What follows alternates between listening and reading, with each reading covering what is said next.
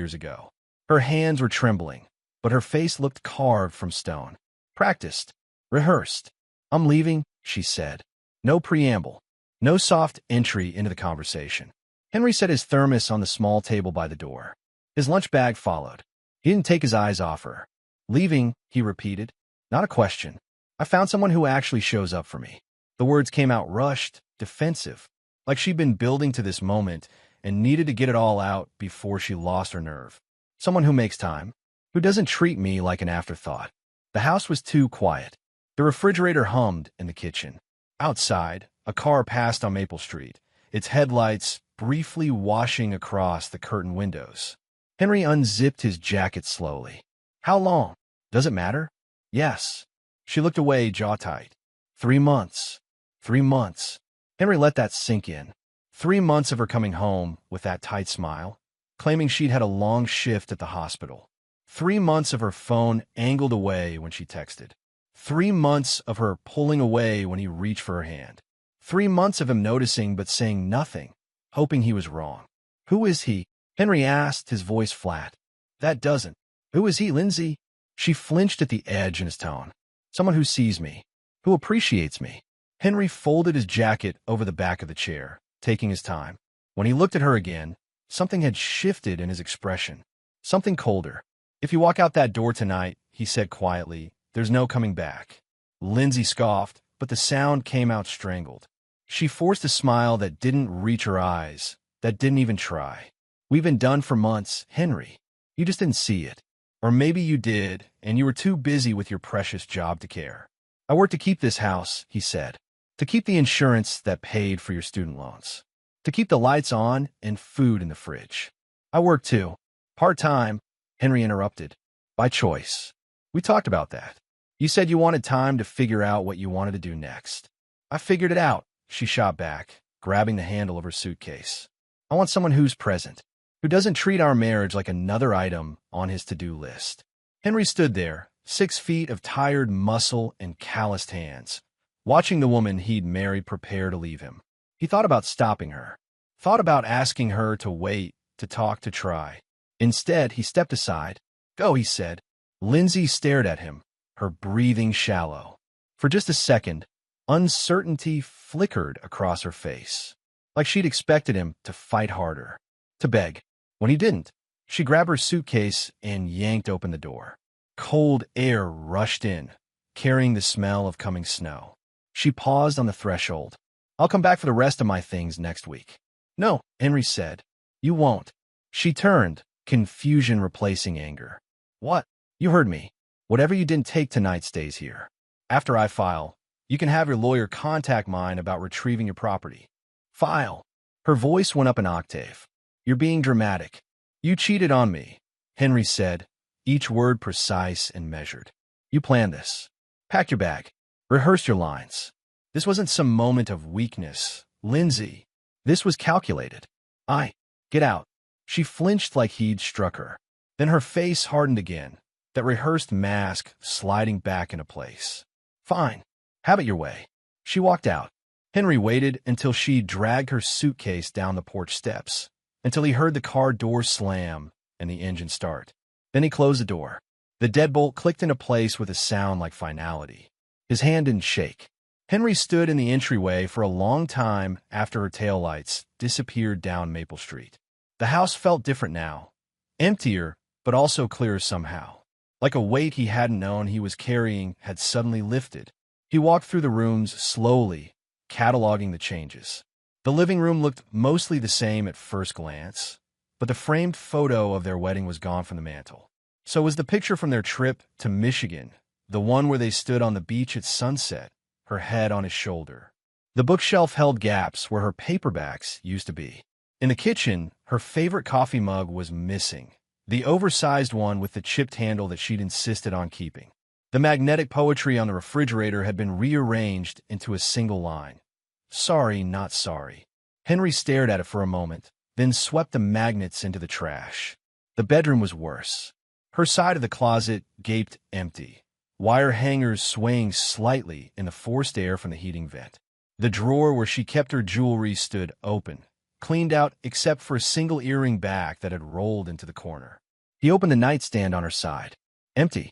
She'd even taken the phone charger. Henry sat on the edge of the bed, springs creaking under his weight. 12 years. They'd met in college, married at 22, built this life together. Or he thought they had. He waited for the emotion to hit. The anger, the grief, the desperate urge to call her and beg her to reconsider. It didn't come. Instead, he felt a strange clarity, like he'd been walking through fog for months and it had suddenly burned away, revealing the landscape he'd been moving through all along. The late nights she'd started working. The way she'd begun volunteering for extra shifts at the hospital, even though she'd been trying to cut back. The new clothes she'd bought, then hidden in the back of the closet. The way she'd changed her phone password and angled the screen away when he walked past. He'd noticed. Some part of him had known. He just hadn't wanted to believe it. Henry stood and walked to the kitchen, his work boots heavy on the hardwood floor. The digital clock on the microwave read 10:23 p.m. In the drawer by the stove, he found a legal pad and a pen. He sat at the kitchen table, the same table where they'd eaten 1,000 meals, argued about money, planned vacations they'd never taken, and started writing. Dates first. When had the change started? July, he thought. Maybe late June. She'd gone to a work picnic without him. Said it was just staff and he'd be bored. She'd come home different somehow. Brighter. More energized than he'd seen her in years. He wrote down the shift changes. The new gym membership she'd purchased in August but never used. The way she'd started doing her hair and makeup before heading to what she claimed were overnight shifts. The credit card statements. Henry kept meticulous records, a habit from watching his mother drown in debt after his father left. He wrote down the charges he'd noticed, but not questioned. Dinner at restaurants across town. A hotel stay she'd explained away as a work conference. Gas station purchases in places she had no reason to be. The evidence had been there all along. He'd just been too trusting, or too tired, or too conflict-averse to confront it. Not anymore. By the time dawn light started filtering through the kitchen window, Henry had filled 6 pages. His hand cramped from writing, and his coffee had gone cold in the mug, but the timeline was complete.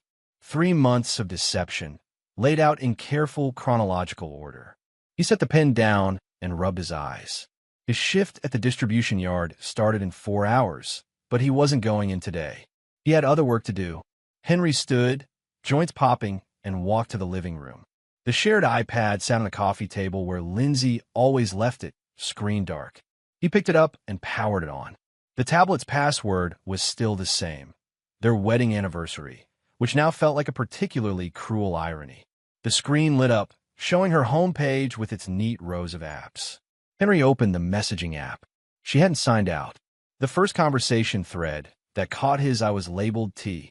He tapped it. Messages filled the screen. Weeks of them. Intimate, casual, mundane. Plans to meet.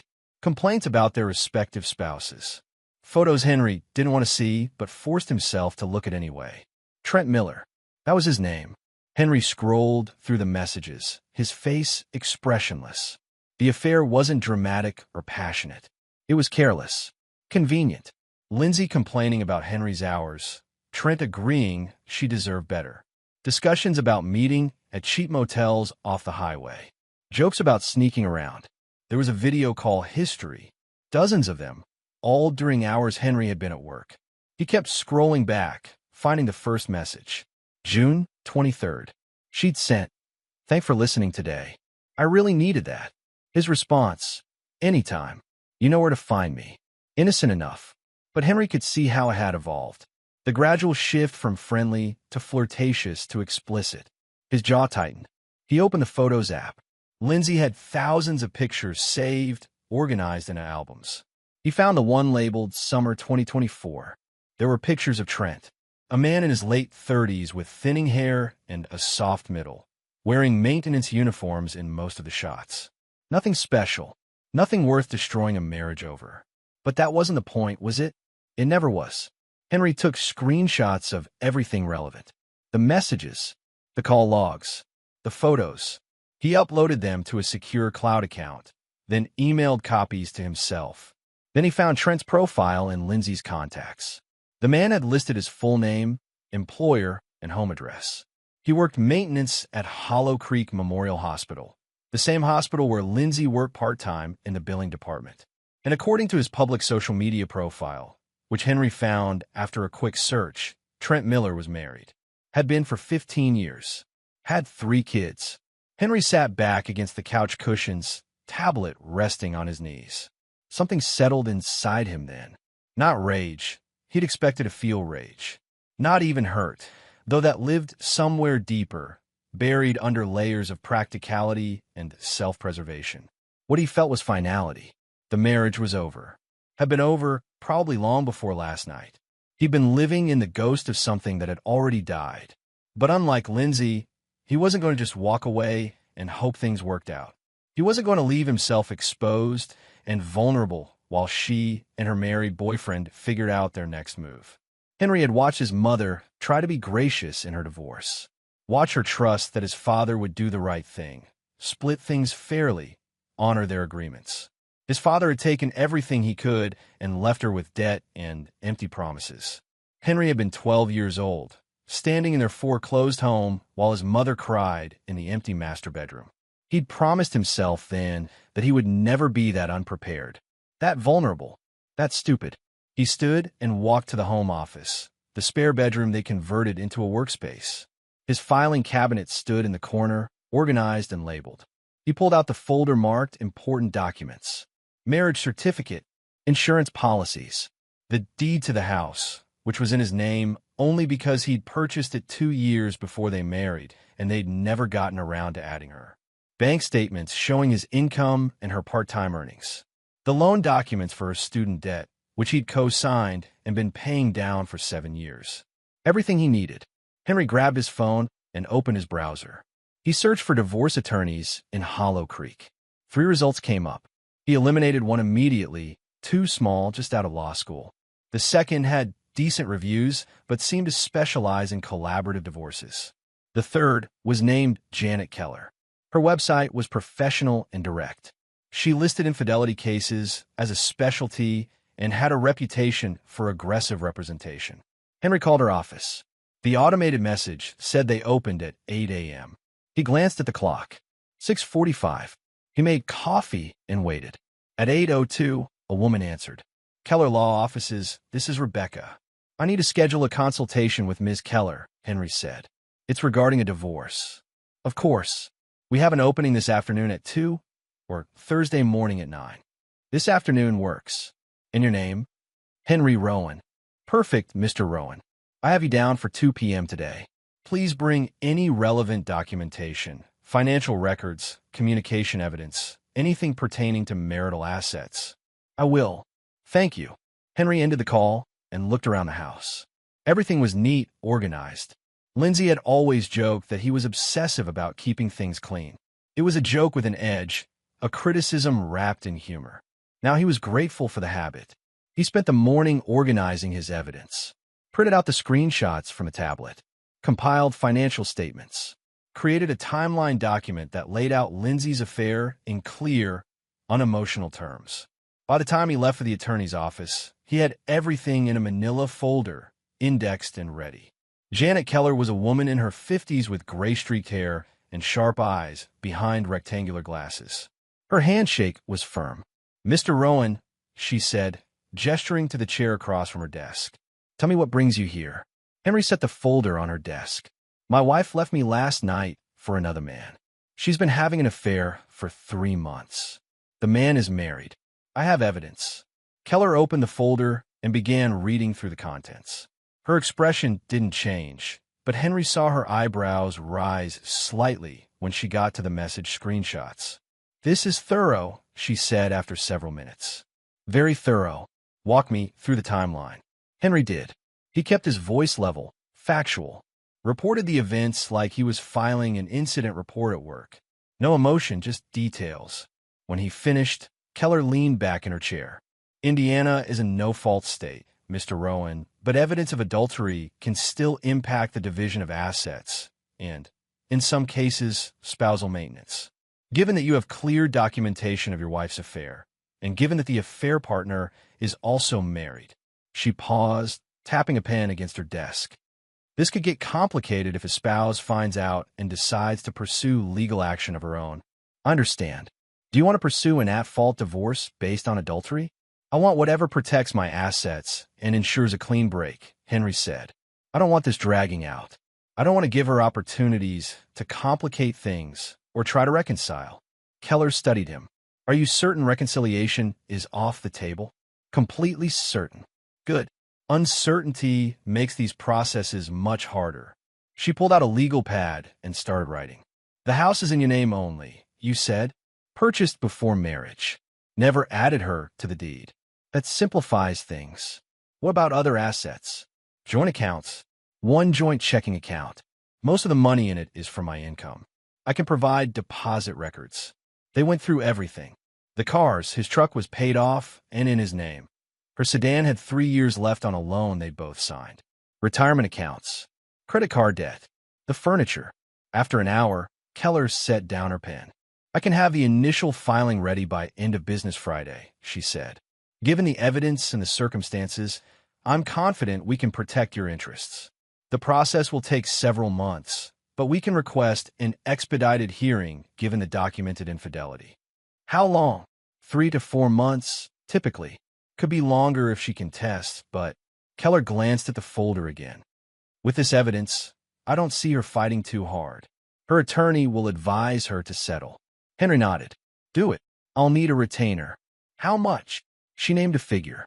It was substantial, but Henry had been saving for years, preparing for emergencies. This qualified. I'll transfer the funds today, he said. They shook hands again.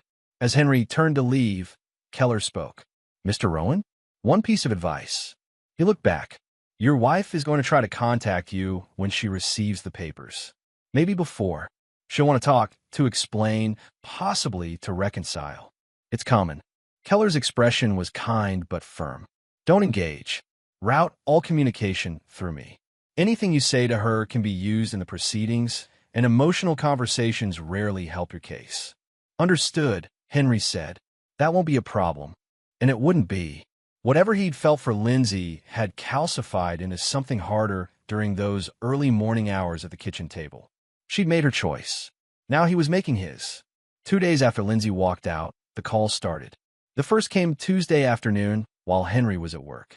He'd returned to his shift that morning, grateful for the physical labor that kept his mind occupied. Loading pallets, checking inventory, signing off on shipments. It was mindless, repetitive work that let him function on autopilot while his thoughts churned elsewhere. His phone buzzed in his pocket. Lindsay's name appeared on the screen. He declined the call and got back to work. She called again an hour later, then again that evening. By Wednesday, she'd left 4 voicemails. Henry deleted them without listening. On Thursday, she tried a different approach. A text message appeared. We need to talk about this like adults. Henry stared at it for a moment, then blocked her number. True to her word, Janet Keller had the divorce papers ready by Friday evening. Henry picked them up from her office on his way home from work, the manila envelope heavy in his hands. These will be served Monday morning, Keller told him. I've arranged for professional service at the address you provided. She'll have to sign for them. Lindsay was staying in an apartment complex on the south side of town, a bland 2-story building with vinyl siding and a cracked parking lot. Henry had found the address easily enough. She'd posted a photo on social media of her new fresh start, forgetting that her account was still public. What happens after she's served? Henry asked. She'll have 30 days to respond. Given the evidence, I expect her attorney will contact me relatively quickly to discuss settlement terms. Keller adjusted her glasses. In the meantime, document everything. Any contact she attempts, any changes to joint accounts, anything that might be relevant. I will.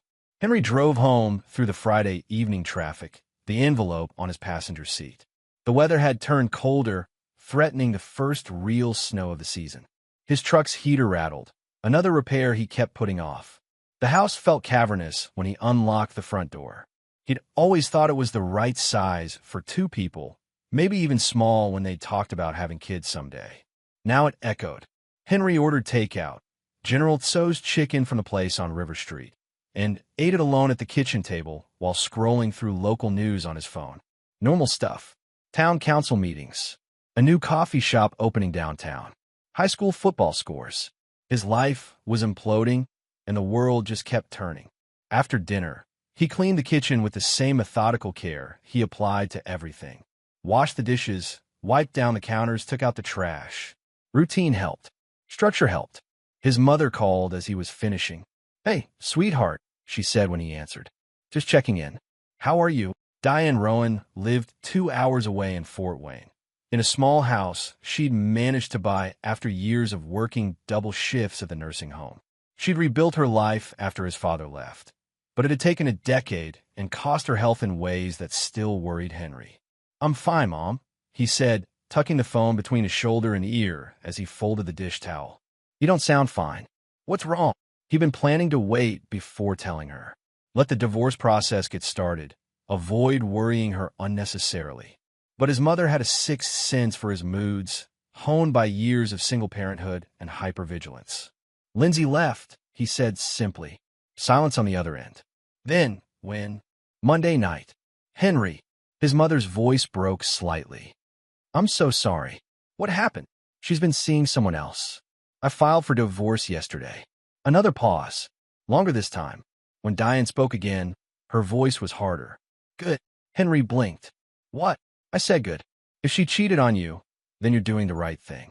Don't drag it out. Don't try to fix what she broke. Protect yourself." A bitter laugh. "Learn from my mistakes." "Mom, I mean it. Your father strung me along for 2 years after I found out about his first affair. Promised it was over, swore he'd changed. I believed him because I thought that's what you were supposed to do. Forgive. Give second chances." Her voice went quiet. "All it did was give him time to hide assets and build his case. By the time I finally filed, he'd cleaned out half our savings and convinced his lawyer I was the unstable one." Henry leaned against the counter.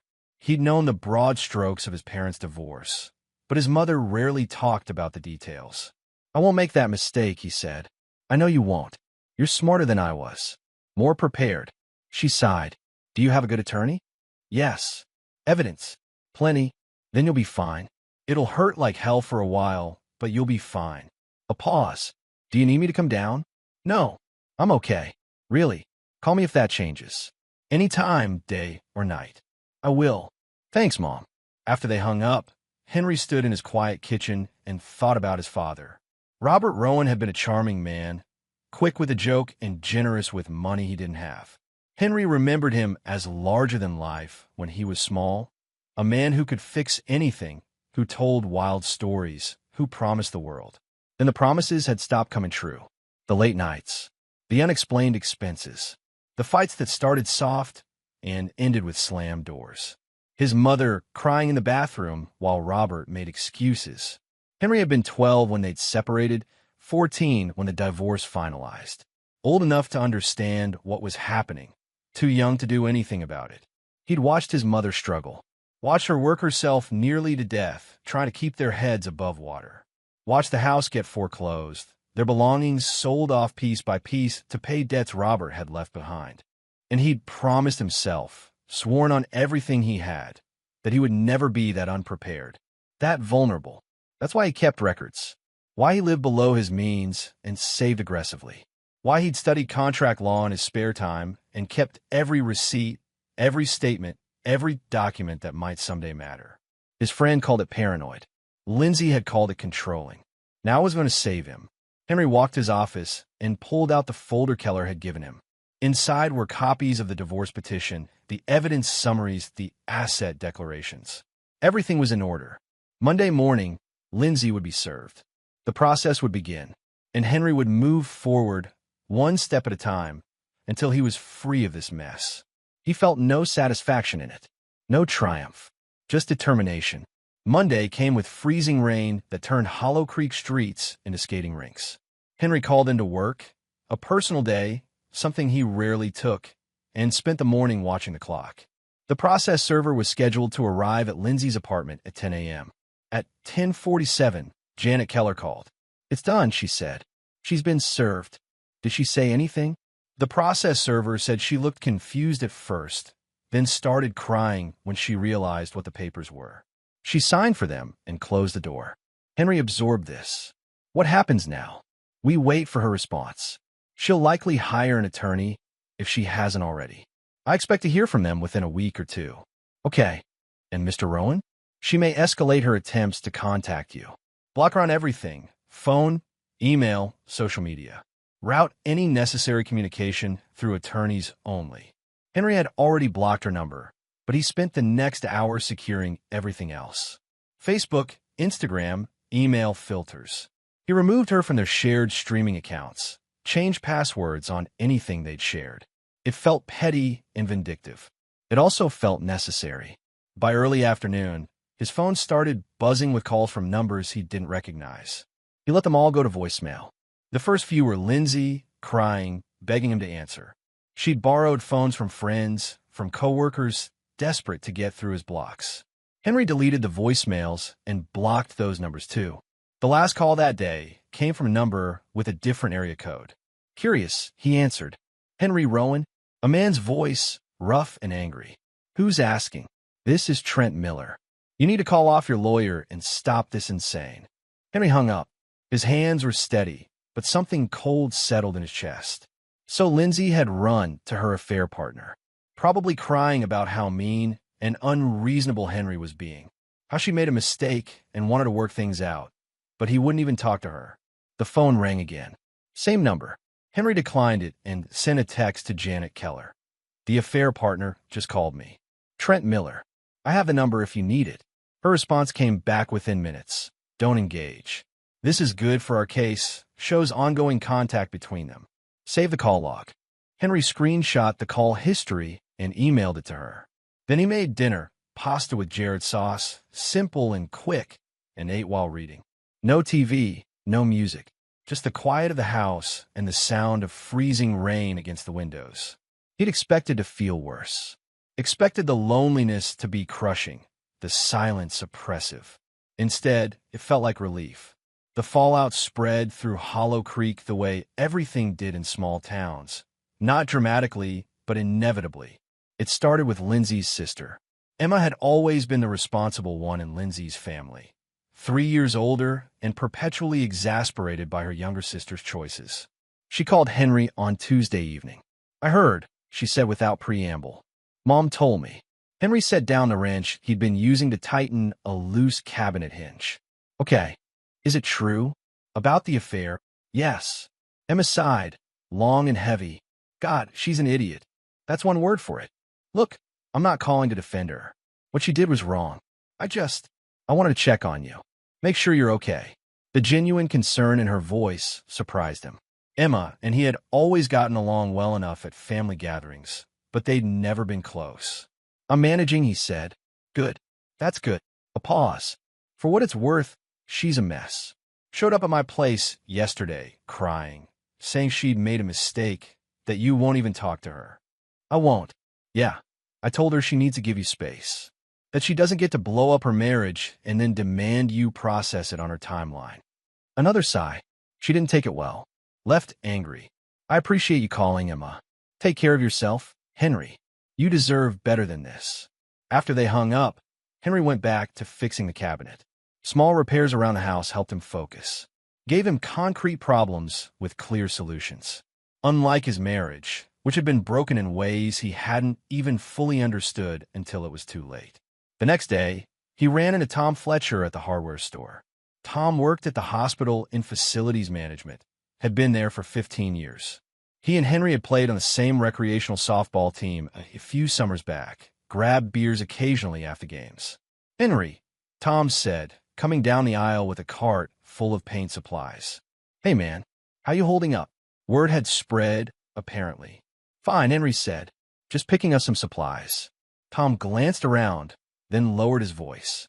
Look, I don't want to gossip, but there's talk at the hospital about Lindsay and Trent. Henry's jaw tightened, but he kept his expression neutral. Yeah, people noticed him getting friendly.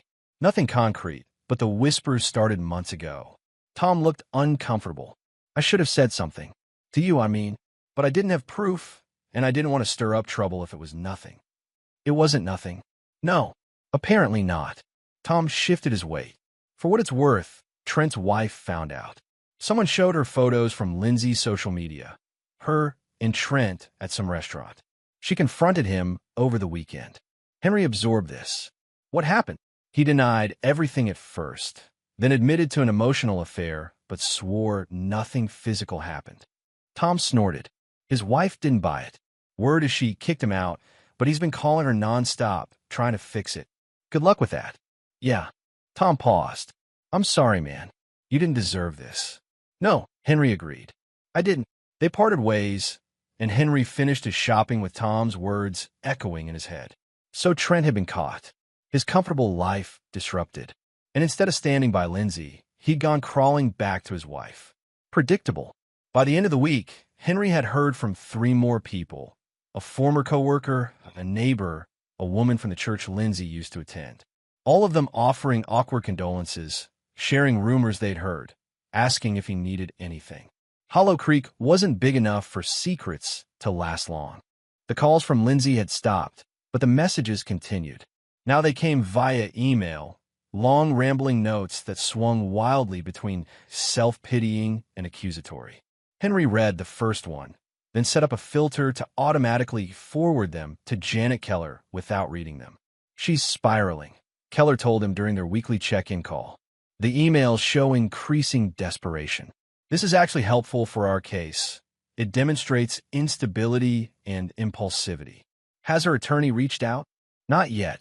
She may be having trouble finding representation, given the circumstances. No one wants to take a case this clean-cut against documented infidelity. Or she can't afford one. Keller made a non-committal sound. Possibly. Her part-time income won't go far if she's trying to maintain her own place and hire counsel. Henry felt no sympathy. Lindsay had made her choices. Now, she was living with the consequences. Just like he was.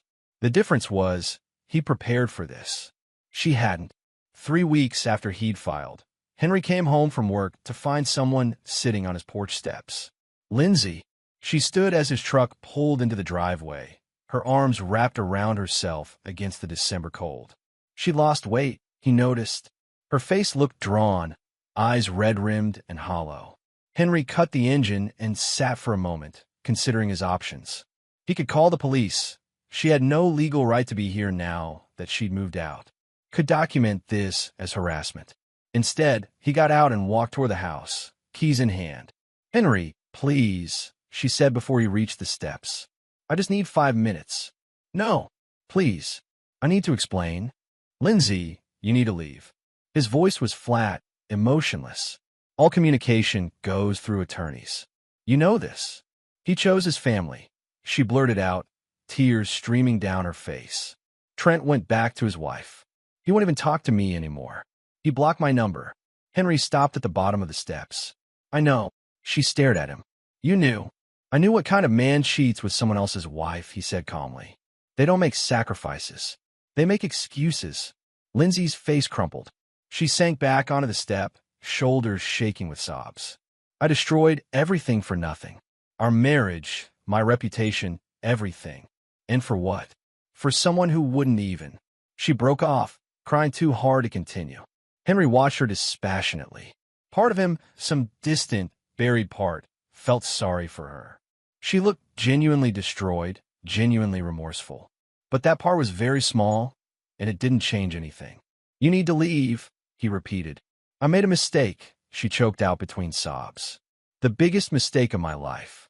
I was selfish and stupid, and I hurt you, and I'm so sorry. Please, Henry, please give me another chance. No, I love you. You don't. His voice cut through her words like ice. If you loved me, you wouldn't have done this. Love doesn't plan. Love doesn't lie for 3 months. Love doesn't pack a suitcase and walk out the door. I was confused. I was unhappy. Then you should have talked to me. Gone to counseling. Done literally anything except fuck someone else. She flinched at the profanity. Henry never swore at her. Had prided himself on keeping arguments civil. He was done being civil. You made your choice, he continued. You wanted someone who showed up for you, who made time for you. Well, I was here, every night, working to keep this house, to pay our bills, to build our future. And instead of appreciating that, you decided it wasn't enough. I know I was wrong. You're sorry you got caught. Sorry your affair partner turned out to be exactly as worthless as I knew he'd be. Sorry everyone in town knows what you did. Henry's eyes were hard. But you're not sorry enough to have stopped yourself 3 months ago. Or 2 months ago. Or last week. That's not fair. Fair. Henry's laugh was bitter. You want to talk about fair? You destroyed our marriage, tried to keep it hidden, and only came crying back when your plan fell apart. Nothing about this has been fair, Lindsay. She was sobbing openly now, mascara running down her cheeks. Please, Henry. Please. I'll do anything. Counseling, whatever you want. Just please don't do this. It's already done. You did it when you walked out that door. He pulled out his phone. You're trespassing. If you're not gone in 60 seconds, I'm calling the police. You wouldn't. 55 seconds. Lindsay stood on shaking legs, her face a mask of devastation and disbelief. I can't believe you're being this cruel. Cruel would be stringing you along like you strung me along. Cruel would be lying to you for months while I figured out if I could do better. I'm being honest. He looked at his phone. 40 seconds. She stumbled down the steps, nearly falling on the ice-slick driveway. At her car, she turned back. This isn't you, Henry. This coldness, this anger, it's not who you are. You don't know who I am anymore. You stopped knowing months ago when you decided I wasn't worth your loyalty. She got in her car and drove away, tires spinning on the frozen asphalt. Henry waited until her taillights disappeared, then went inside and locked the door. His hand was shaking now, the adrenaline of confrontation wearing off, leaving him hollow and tired. He called Janet Keller's emergency line and left a message describing what had happened. She called back within 20 minutes. That was a violation of the restraining order we filed last week, she said. Henry had forgotten about that. The no-contact order that prevented Lindsay from coming to his property or workplace. Should I file a police report? He asked. Do you want to? Did he? It would complicate things, make this messy, but it would also establish a pattern if she tried this again. Yes, he said. I'll help you file it tomorrow. And Henry? What you said to her was harsh, but it was also true. Don't second-guess yourself. I won't. But after they hung up, he sat in his dark living room for a long time, replaying the conversation. She'd looked broken, genuinely destroyed, and he'd felt nothing. That should have bothered him more than it did. The police report took 30 minutes to file at the Hollow Creek station. Officer Reynolds, a heavy-set man in his 50s who'd gone to high school with Henry's mother, took down the details with practiced efficiency. She didn't threaten you? Reynolds asked, pen poised over the report form. No. She was crying, asking for another chance. But there's a no-contact order in place. Reynolds nodded. We'll add this to the file. If she shows up again, call immediately. Don't engage. Don't talk to her. Just call. Understood. For what it's worth, Reynolds said as Henry stood to leave, I've seen a lot of these situations. The ones that end cleanest are the ones where people make a decision and stick to it. Sounds like you're doing that. Trying to. December deepened into bitter cold. The first major snowstorm hit 2 days before Christmas, dumping 8 inches on Hollow Creek and shutting down half the town. Henry spent Christmas alone, which he'd expected. His mother had invited him to Fort Wayne, but he'd declined. The roads were bad, and besides, he didn't feel much like celebrating. He ordered Chinese food and watched old movies, the same routine he'd have followed any other night. It was fine. Better than fine, actually. No forced cheer, no pretending everything was okay for the sake of family tradition. Just quiet and peace and the knowledge that he didn't owe anyone his emotional energy right now. The day after Christmas, Janet Keller called. Lindsay's attorney finally made contact, she said. A lawyer out of Indianapolis named Robert Brooks. What did he say? He's requesting a settlement conference. Wants to discuss terms before we go to court.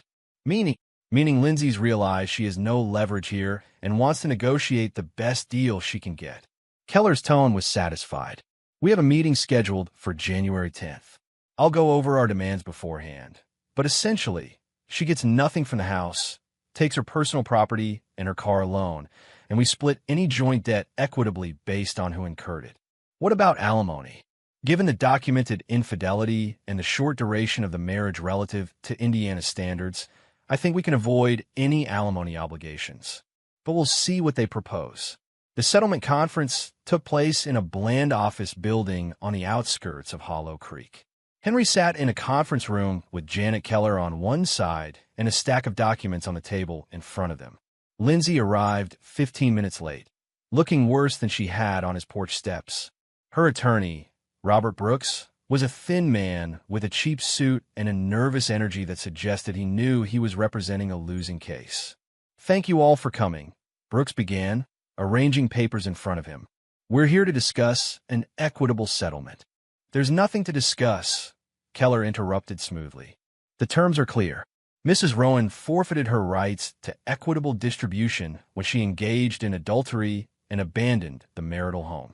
We're willing to allow her to take her personal property and assume responsibility for her car loan.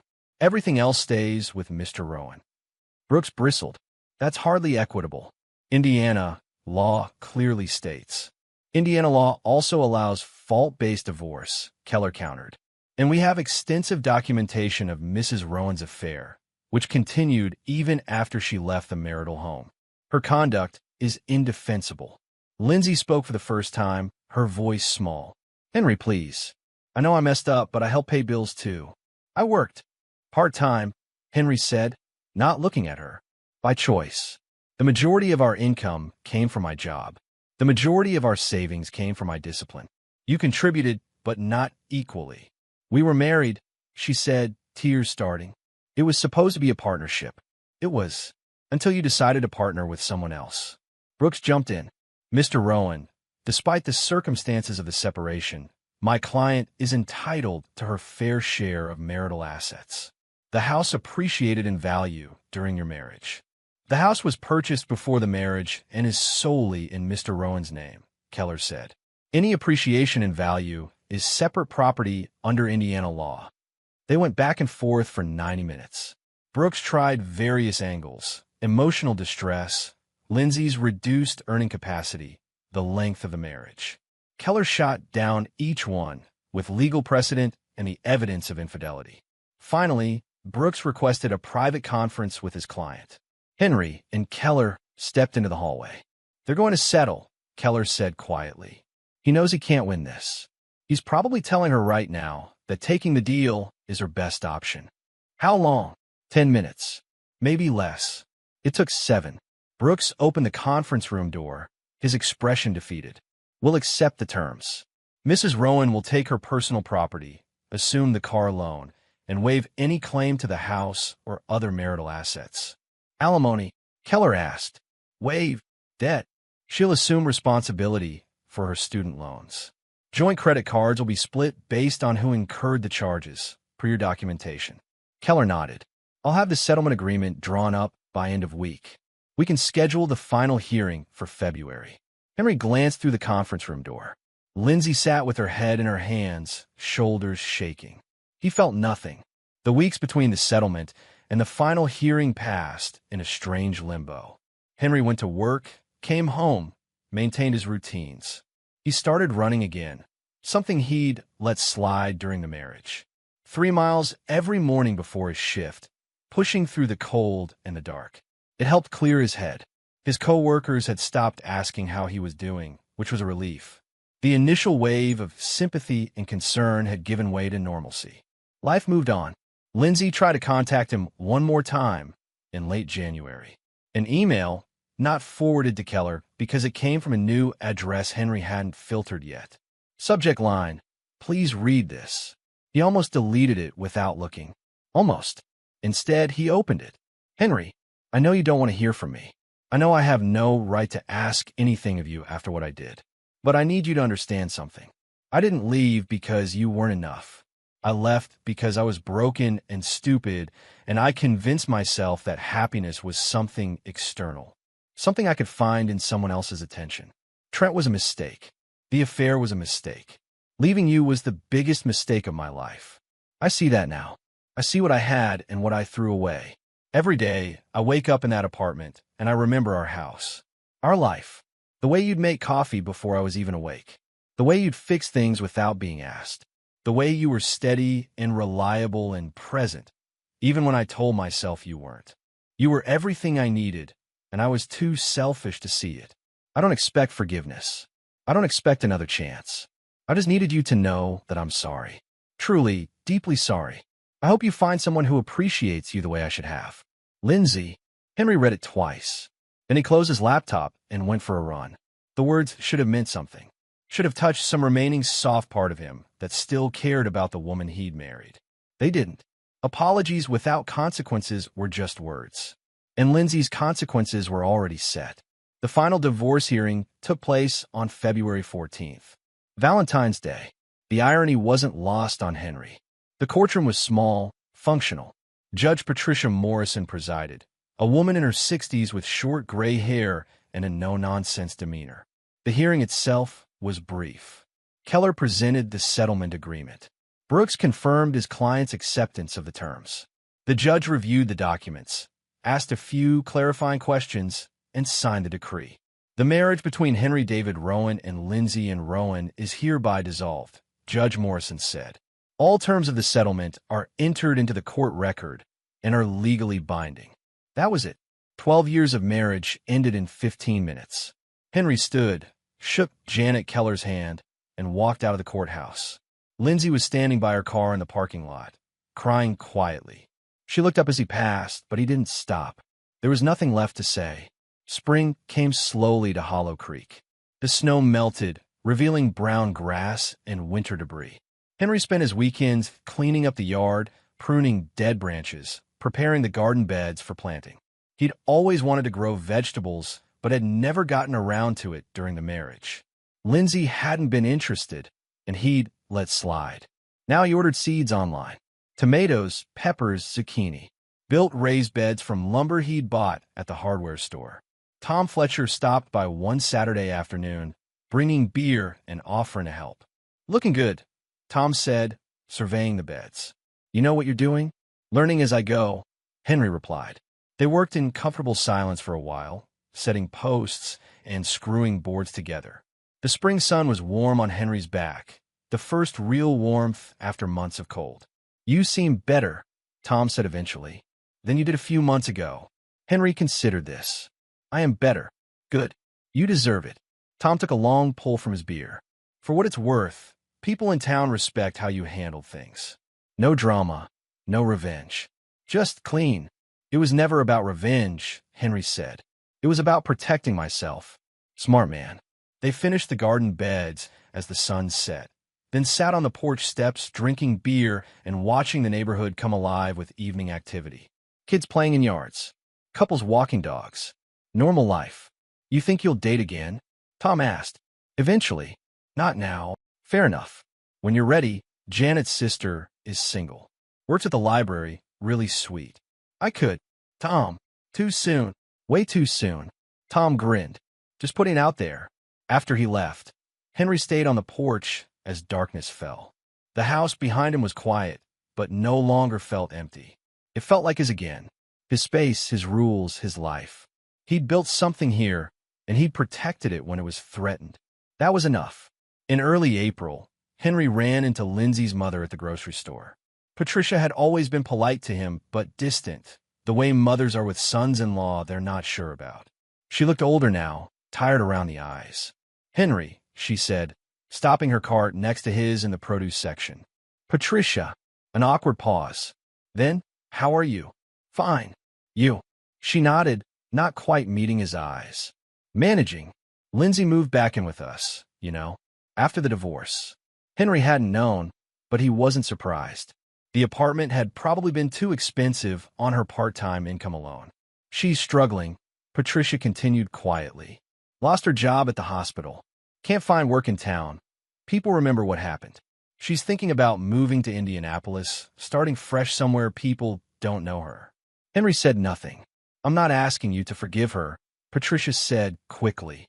"I know what she did was wrong. I told her that. But she's my daughter, and it hurts to see her suffering." "She made her choices," Henry said. Not unkind, but firm. "I know." Patricia looked at him finally, and he saw genuine regret in her eyes. "You were good to her. Better than she deserved, probably. I'm sorry for how things ended." "So am I." They parted ways, and Henry finished his shopping alone. Lindsay's suffering wasn't his responsibility. Her consequences weren't his to manage or fix. He'd learned that lesson from watching his mother. Learned it the hard way, through years of seeing her sacrifice herself trying to prop up his father's failures. Some people had to hit bottom before they learned, and some people never learned at all. Either way, it wasn't Henry's problem anymore. Summer arrived with heat and humidity, turning Hollow Creek's streets sticky and slow. Henry's garden flourished. Tomatoes ripened on the vine. Peppers grew fat and glossy. Zucchini threatened to take over the entire bed. He gave away the excess to neighbors, to co-workers. Started experimenting with recipes. Pasta sauce from scratch, grilled vegetables, salsa. The house felt lived in again. Different from before, but alive. He'd repainted the bedroom, changed the furniture around, bought new sheets that didn't remind him of anyone. Small changes that added up to a new normal. In late July, Lindsay tried one last time. A voicemail on his phone from a number he didn't recognize. "Henry, it's me." Her voice was small, hesitant. "I know I'm not supposed to call. I know you don't want to hear from me. But I'm leaving next week. Moving to Indianapolis.